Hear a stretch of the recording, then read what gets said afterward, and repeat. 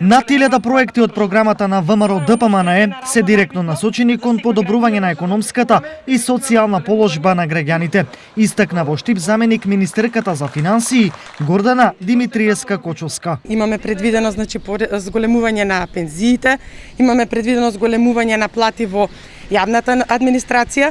Сето тоа ќе се потрудиме да го направиме преку зголемување на продуктивноста, а се со цел на крајот да ја зголемиме и минималната плата.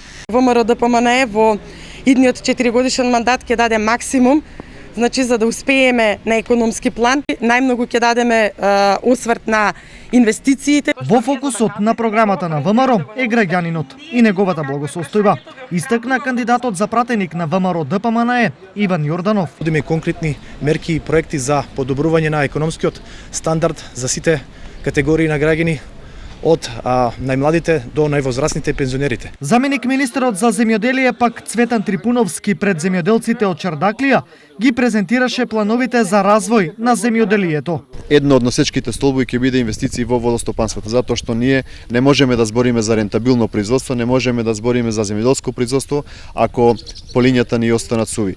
Инвестиции во тој дел, меѓутоа и со сериозна и навремена исплата и на субвенциите кои што ги имаме зацртано како сума од 160 милиони евра на годишно ниво.